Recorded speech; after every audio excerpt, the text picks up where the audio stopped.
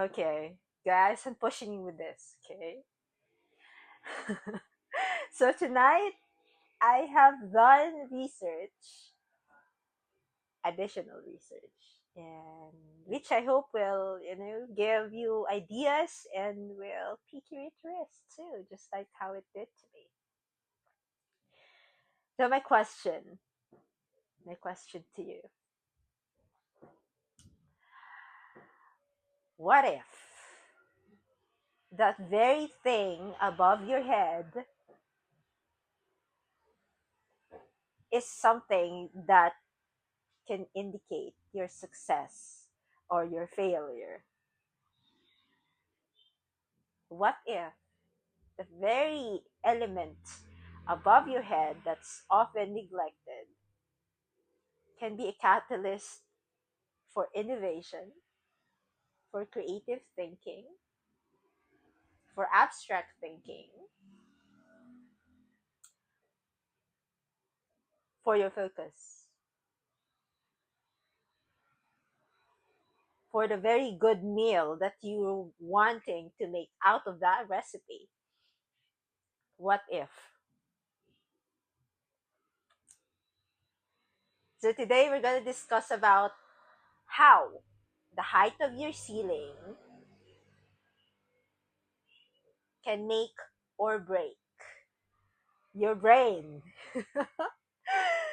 So this topic is in connection with the topic that I have previously discussed to you in my previous episode. That's the design process, right? So this correlates. Thoughtful design, sustainable, thoughtful design. I'm really into that. I'm very interested with the things that um, relates to it, and this one is very fascinating. The first time I have read an article regarding this is way back. It's a long time ago. Like I think I'm still in the university, still in college, and it just stayed in my mind at some point. It's some points at the very least. And tonight I thought I'm going to go a little bit deeper with this because at some point tonight I have I was just my mind is wandering. So I'm gonna share with you some the first take I I took before I took this video because I wasn't feeling like recording tonight, but I still did for you guys. I still did. So I was just I was curious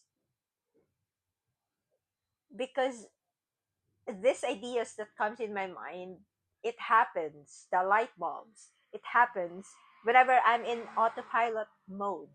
Whenever I'm not really thinking. I'm not really thinking. Like you know, washing dishes, cleaning, those kinds of things. I notice. I just notice. Whenever I'm on my desk and whenever I'm on the place where it's open, like I wash my dishes in an open area here in the studio,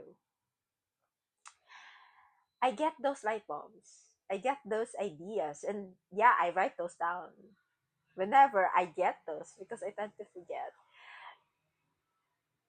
So I thought I'd research more about this. I mean, it's not coincidental. It's not just a coincidence. It has something. I know there's something about it. So I did some research, and yeah, I run across this thing that I have read before, like years before, and I'm like, okay, it correlates. You know what those study says? The height of your ceiling has some effects on our cognitive processing. It's psychological. Okay, it's psychological. So the higher the ceiling is, the better it is for your abstract thinking, for your creative thinking, and the likes. Lower ceilings has benefits too. It's good for focus, for analysis, for tasks that just need steps.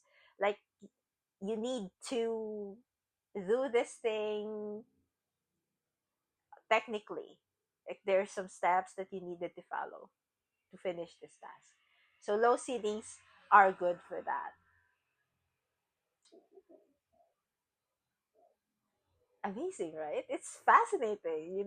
This thing above our head, it's like, it's just normal. Like, especially us when we're building, it's like, okay, we have to have a ceiling, of course. There are houses that doesn't require that. I mean, apartments that doesn't have ceilings. But yeah, the slabs are still the ceiling. It's just when I say ceiling, it's my mind goes into like the interior design ceiling. It's not the structural ceiling. They're just a concrete one. So yeah, it's fascinating how this simple thing that we just take for granted has some effects on our brain. Big effects, actually, if you think about it. And as a creative person, as someone who's into arts and has this experience of having blockage, of having those times that I just can't think creatively. It's just hard whenever, like, what artist says. I've heard this a lot of times with a lot of artists, that you can't really push your brain to create things if it doesn't if there's just nothing that's coming in, right? And that I remember way back in college. It's like, also our professor says that thing. I mean, yeah, I've mentioned on my previous episode that one professor of us told us that architects aren't artists. So I expanded on that on my previous episode. But I can't accept that. I won't. Sorry. We are creatives. Okay? We are creatives. We need that spark. We need that, the concepts, the metaphors, and everything. I'm so bruja right now.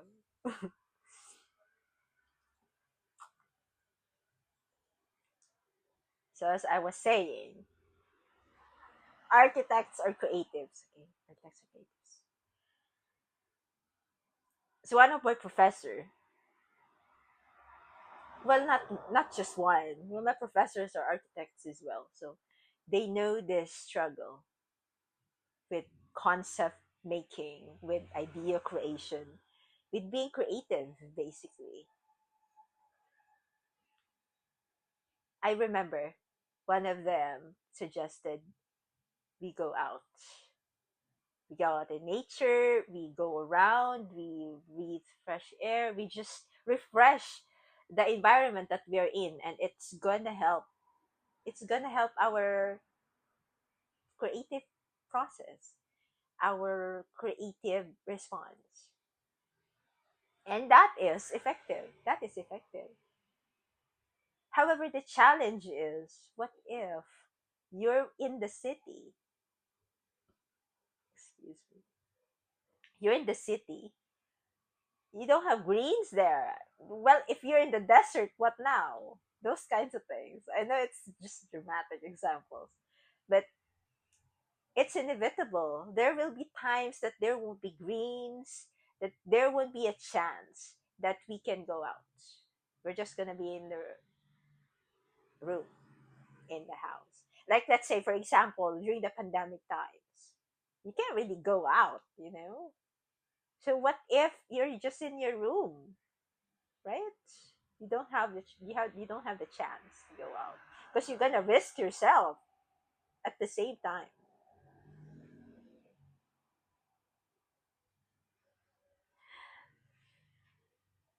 So I'm gonna share with you practical ways to do that. To do well, if you wanted to stimulate your creativity and abstract thinking without going out. Basically, there are ways. There are ways. Oh, but let's explore more regarding the psychological and the cognitive effects of the ceiling heights. Okay, before we go, before we go to the practical steps, that will help you, guys. That will help you. I'm fascinated with this. It's like I wanted to incorporate it on my current spaces. You know, imagine you can manipulate your brain into thinking more creatively, focus more, analyze more, just by adjusting the very thing above your head. Isn't it amazing?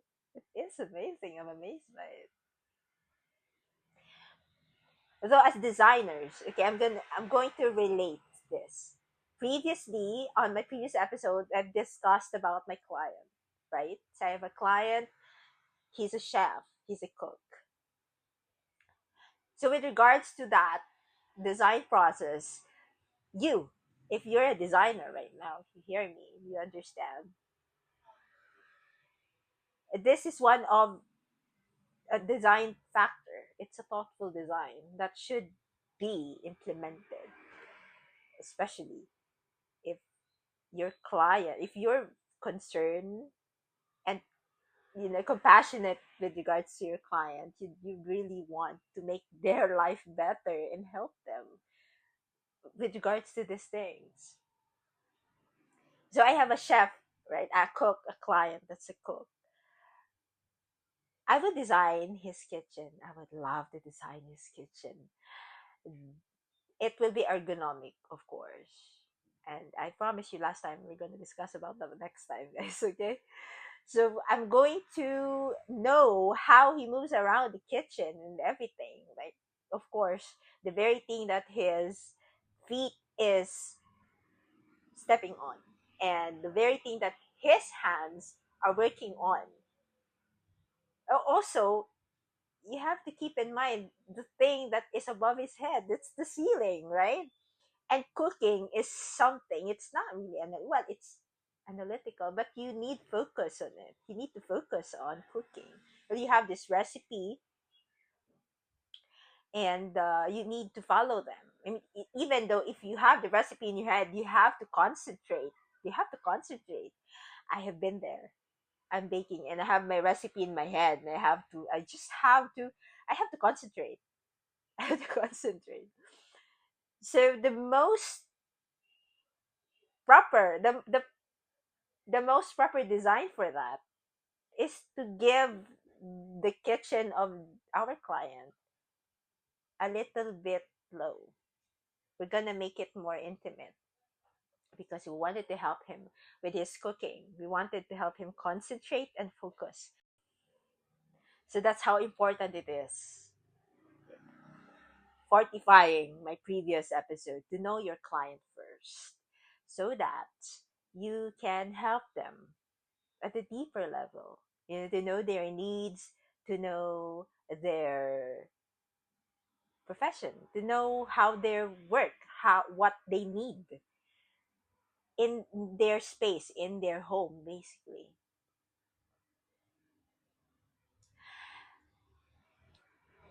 It's not just with our clients, of course. In our space, in our home, we know we need to concentrate. We need to focus. And where do we usually do that? On our desk, in our office, in our study area, right? So we can apply that to that space. We should apply that to our space. And where do we usually uh, think creatively and do the abstract thinking? If you have a studio, that is one. Our bedroom is one as well. I mean, when you lay down, you relax. You're not required to think. Sometimes I also get those light bulbs whenever I'm just relaxing. Like the previous episode I have, right? When I thought about AI analyzing my handwritings, I forgot what number of episode was that, but that was past 12 already, and I was just laying down trying to sleep, and ding, I thought about it. So that's one as well. That's the bedroom. The bedroom is important as well, as much as your entertainment area, your guest area, your living area. Because if you wanted, if you are someone who likes hosting guests, and of course, if you have guests, you discuss things, you you talk about a lot of things. Well, I hope you talk in your guest area, so it will foster more expansive thinking, more abstract thinking when your space is basically big and tall and open, right? It's just gonna shift things. It's gonna do it cognitively. It's fascinating. I'm just gonna repeat this again and again. I'm fascinated about these things. So yeah. So those areas, guys. Okay, let's move to the practical. I mean, well, some most of the times, I mean, we don't have the luxury of having two rooms. Like we can't have like a study room and a bedroom separately, right? We just have it in one. And yeah, that's what I mentioned. You'd prefer to have your bedroom high and your study area a little bit low, so it will foster focus. But if you just have one area for those two, what now? There's a way. There's a way. So if your area is large enough to be a loft, you're familiar with the loft, right? Your bedroom is, and then that can possibly happen. You can do that. You can do that.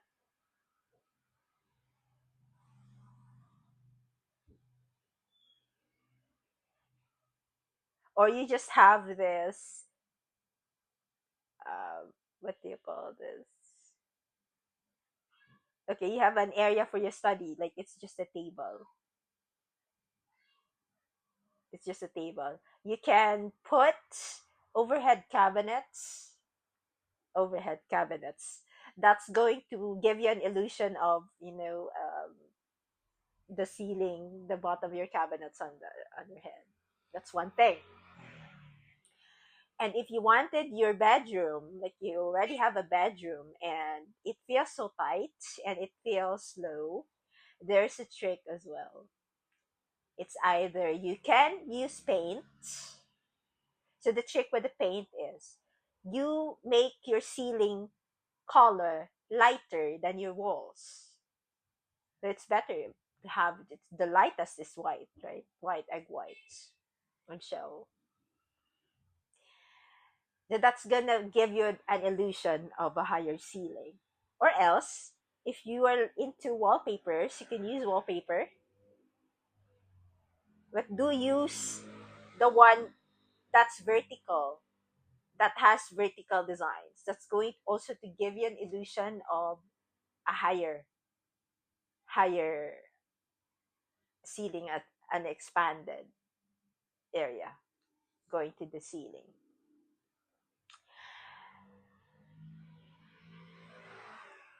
Another trick is the use of lighting to make the area more expansive and the ceiling higher. So you're going to, if you have a lamp, if you have a lamp, you choose a lamp that the lighting is projecting up to the ceiling. That's gonna make the area more expansive and taller. It's either you use a lamp as counts. That's on the it's a wall counts. It's a lighting that's attached on the wall, and the light comes. It directs upward. It directs upward. That's for the lighting. Another trick is another trick is tailoring your furnitures.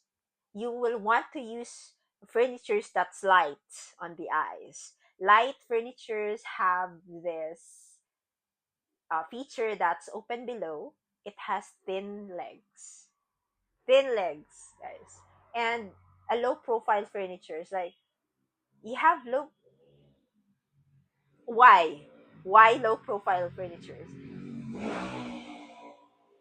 Because it will give the illusion of your ceiling taller when the top of your furniture looks taller than the height of it from the floor. If you get what I mean. So low profile furniture will give the sense of your room a taller vibe. Yeah. So that's how you use furniture as well to make your existing room taller. So there are three ways, right? It's the use of the paint, and keep in mind the color contrast. If you want to use wallpaper, well, you can do this with paint as well. You do the paint design and the wallpaper design vertically. It should be vertical to make the illusion of it taller with the furniture use. And oh, one more thing. You can also use curtains, long curtains. Okay, even though you have this small window, let's say you have an existing window and it's small, use tall curtains, like something that's from your ceiling down to your floor. It's gonna make an illusion of height as well. It's gonna make an illusion of expansive floor to ceiling height as well. So there's four. There's four. That's for existing rooms, okay? And I know you relate to this because we already have the spaces. We already have the spaces, and well, if yeah, but then as well, if you are planning to build your home, which is good, you keep this in mind and maybe remind your designer regarding it if you're really concerned about and if you're really particular about this thing. You can remind your designer about these points. I think they will know this. If not, they will do a lot of research about it. And so, guys, let me know what changes are you gonna make in your area, in your room, after you watch this. And yeah, you can, I don't know, share with me the outputs of your changes. I would really love to see it. I'm gonna give time looking at them. And if you needed some advice, you can ask me at the comment section. I can give you advice. But I can if once I'm able to reply, of course, I will gladly give you advice.